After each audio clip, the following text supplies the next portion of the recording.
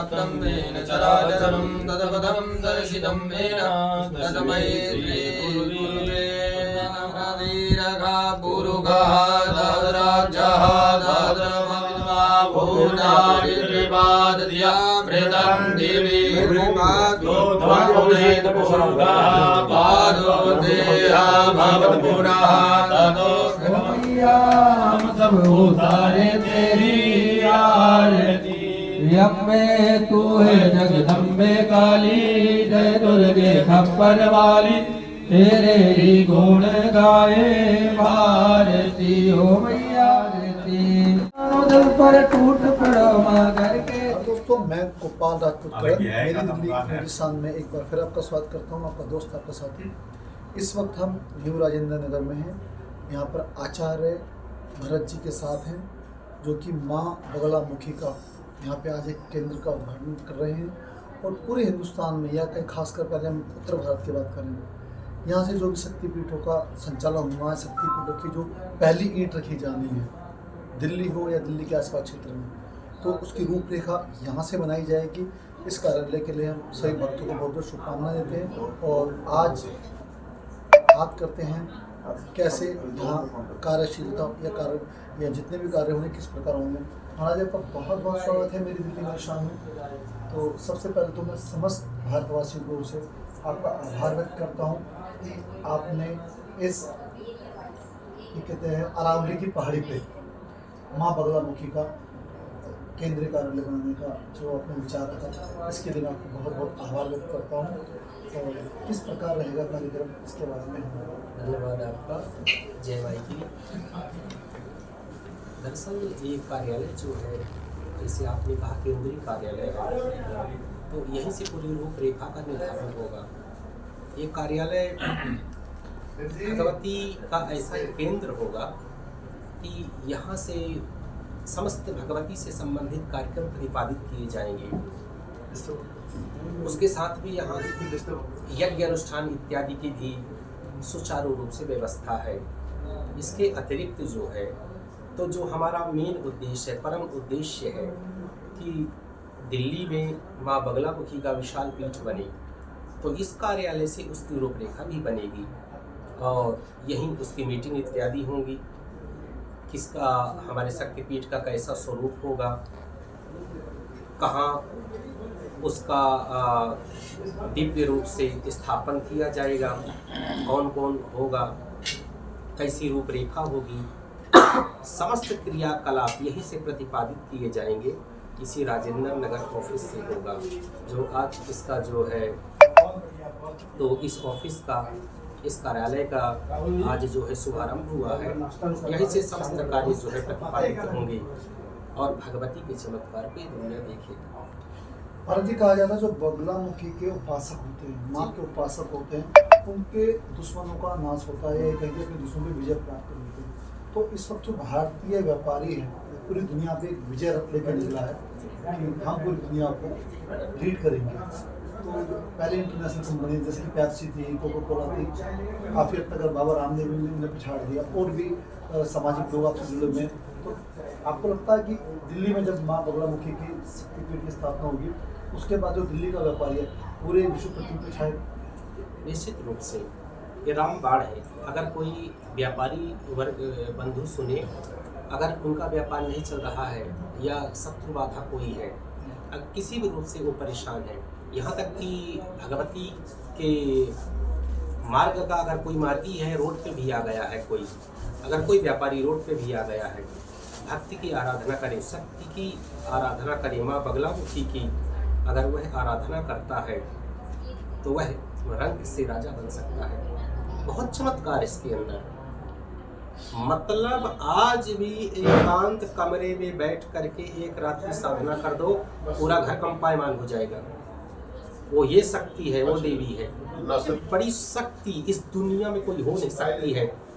आप व्यापारी बंधुओं के छोड़िए, उनका तो व्यापार चलेगा ही, अब दिल्ली में उनके तो बन ही जाएगी।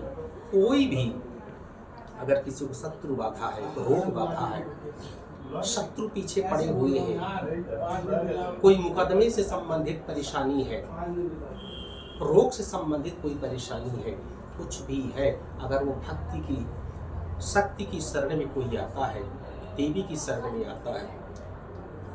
महाराज गुरुदेव एक बात जानना चाहेंगे, बहुत से बार क्या होता है आदमी बहुत बीमार होता है लेकिन बड़े बड़े हॉस्पिटलों में वो तो खुद आ नहीं सकता। जी। अगर आदिशक्ति के अंदर शायद मुझे लग रहा अभी स्थापित नहीं हुआ लेकिन केंद्र कार्यालय स्थापित, जी।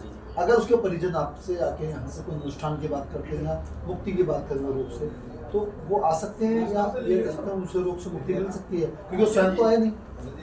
निश्चित रूप से आ सकते हैं। अच्छा प्रश्न है। कोई भी आना चाहिए, ये कार्यालय उनका हमेशा स्वागत करेगा। यहाँ आए, अपनी बाधाओं को बताएं। वो चाहे किसी रोग से पीड़ित है, शत्रु से पीड़ित है, मुकदमे से पीड़ित है, या चुनाव लड़ना है, या किसी बाधा से पीड़ित है, कोई भी आए यहाँ इस कार्यालय में रूपरेखा के अलावा जो शक्तिपीठन की रूपरेखा बनेगी उसके अलावा यहाँ अनुष्ठान भी होंगे, रात्रिकालीन अनुष्ठान होंगे, सबको समस्त बाधाएं दूर होंगी। किसी भी तरह की किसी भी बाधा है यहाँ आए, उसका स्वागत मैं करूँगा। हम सब स्वागत करेंगे और आए, अपनी बाधा को बताएं। यहाँ समस्त कार्य होंगे बगलामुखी से संबंधित, ज्योतिष से संबंधित, कर्मकांड से संबंधित, यज्ञ से संबंधित समस्त होंगे। और रोते हुए यहाँ आएंगे, एक वादा करता हूँ, हंसते हुए जाएंगे, मेरा वादा। अच्छा एक चीज़ और जानना, दिल्ली में शक्तिपीठ बनने जा रहा है, कहाँ बनने वाला है? ये हम 2 जगह अभी चिन्हित किए हैं। अभी ज़मीन हम देख करके आए हैं करनाल बाईपास में, जो खाटू श्याम धाम बना है उसी के सामने, और एक जो नेशनल हाईवे जा रहा है कराला कंझावला की तरफ, 2 जगह है। लेकिन ज़्यादातर कोशिश करेंगे करनाल बाईपास की तरफ भी हमारा पीठम की स्थापना हो। माई भी यही चाहती हैं। लगभग 2 से 3 एकड़ में पहले प्रारंभ होगा और शीघ्र अतिशीघ्र जमीन हम क्रय करके, जमीन को ले करके, भूमि का टुकड़ा ले करके हम उसमें शक्तिपीठ शीघ्र अतिशीघ्र श्री गणेश होगी, उसका शिलान्यास होगा और भारतवर्ष की सबसे बड़ी बगलामुखी पीठ मिलेगी। कहा जाता था एक जमाने में दिल्ली धर्म नगरी थी, क्या दोबारा उस ओर बढ़ रही है? निश्चित रूप से बढ़ रही है। दिल्ली में क्या नहीं है, दिल्ली में सब कुछ है। बस एक चीज नहीं है, मेरी माँ नहीं है। माँ के आ जाने से न सिर्फ दिल्ली, पूरा भारतवर्ष गौरवान्वित हो जाएगा। अब कष्टों से मुक्ति मिलेगी। अब दुनिया चमत्कार के ऊपर जाना चाहती है, देखना चाहती है। मैं कहता हूँ बगलामुखी पीठ बनने दीजिए, चमत्कार आपको बाहर से दिखाई देगा, अंदर जाने की जरूरत नहीं है। वो बगलामुखी है, दिशा और दशा दोनों चिन्ह कर दे, सब कुछ चिन्ह कर दे। जो लोग जुड़े हैं आपसे उनके बारे में कुछ संदेश देना चाहेंगे? कौन कौन यहाँ मतलब विशेष रूप से आपके साथ अभी शुरू के में जो जुड़े हैं, ऐसे कौन कौन धर्मावलंबी? सबसे बड़ा जहाँ आप बैठे हैं, हमारे आदरणीय श्री विजय गर्ग जी नेपाली से हैं, उनका पूरा यहाँ परिवार है और ये पूरे तन मन धन से पूरे परिवार के सहित जुड़े हुए हैं और लगे हैं, सब कुछ छोड़ करके काम धाम अपना लगे हुए हैं। और इनका तो एक ही उद्देश्य है कि माँ बगलामुखी का पीठ दिल्ली में बनी। इनका पूरे परिवार को बहुत बहुत साधुवाद देता हूँ, भगवती इनका कल्याण करें। और दूसरे जो हैं हमारे जो है अनुज राजवंशी जी हैं, वो भी दीपाली से हैं। और तीसरे जो है हमारे गोयल जी हैं, राजेश गोयल जी। ये तीनों परिवार जो है तो जुड़ा हुआ है और लगे हुए हैं।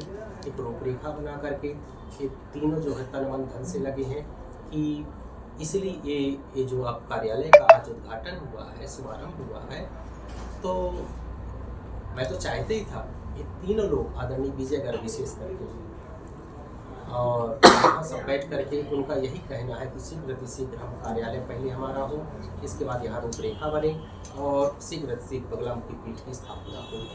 तो एक्टिव रूप से 3 है और वैसे तो हजारों हैं, लेकिन विशेष रूप से जो लगे हैं इस कार्य में 2 से 3 लोग लगे। एक बात कही जाती है कि दिल्ली में अरावली की पहाड़ी है, जी दिल्ली चलते महरौली हो गया, करनाल बाईपास हो गया, हरियाणा हो गया, धर्म नगरी के स्थान करते हैं। तो ये द्वार कहलाएगा आने वाले समय में।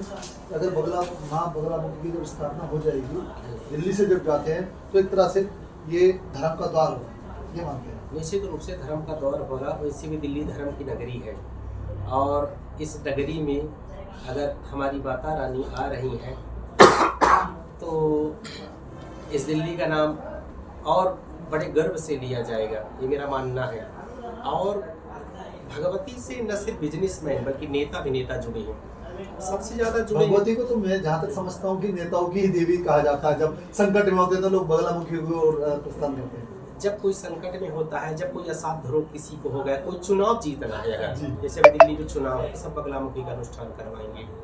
कोई बिजनेसमैन है, कोई चुनाव जीतना चाहता है, कोई असाध्य रोगों से पीड़ित है, जब लोग हार जाते हैं तो बगलामुखी की तरफ जाते हैं, तो ये हारे का सहारा बनेगी और दिल्ली को उज्जवल भविष्य प्रदान करेगी।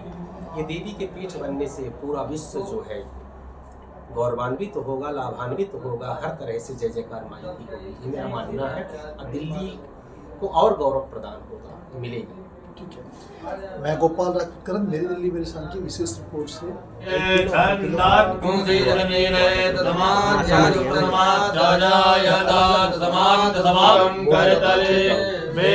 करे कंकड़ सर्वांगे हरिचंदनम सुललिता कंठे च मोका।